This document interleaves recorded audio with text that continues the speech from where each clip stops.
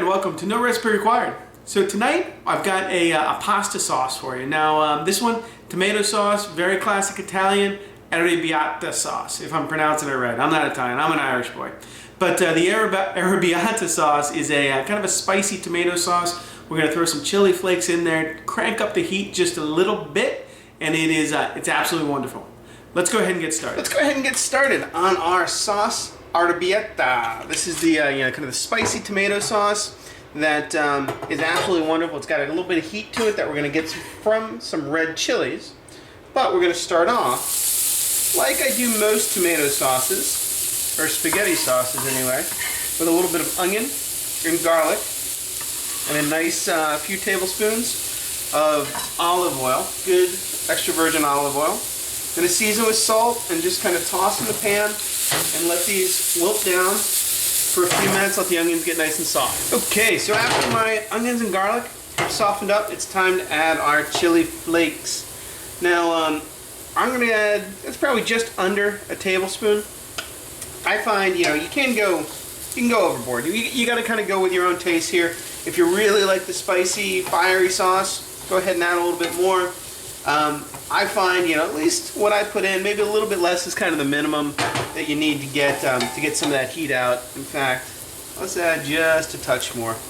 And I'm just going to let these go and kind of soften up, take some of that heat and activate the oils for about a minute and a half. And then we're going to go ahead and add a large can. What do we got here? I don't even know how many this is. I don't know. We'll call it a pound. It's more than a pound. 28 ounces of fresh tomatoes. And we're just going to let these bring it up to a simmer, cook it off for a good 45 minutes. Okay, so I just added my can of diced tomatoes. I just want to stir and get everything kind of incorporated and mixed together. You don't want, the onions are kind of all bunched up to the side. You want to get them evenly distributed. And then I'm going to put a lid on this and just let it simmer away.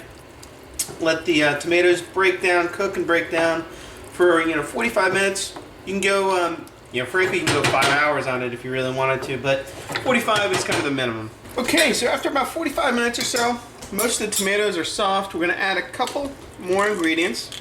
I'm going to hit it with a little bit of vinegar, just a couple tablespoons. Red wine vinegar. I happen to use a little sherry vinegar there. I'm going to throw in a good kind of 3/4 handful of fresh chopped basil.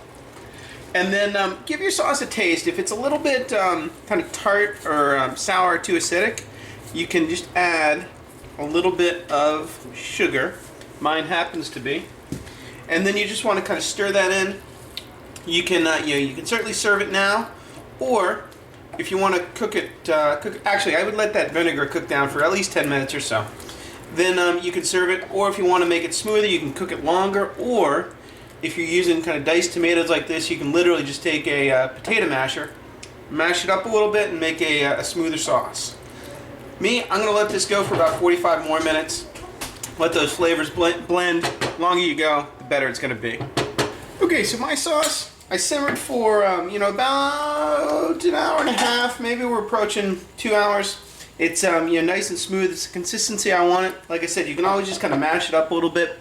It's gonna, if you want a smoother consistency. It's done. It's ready.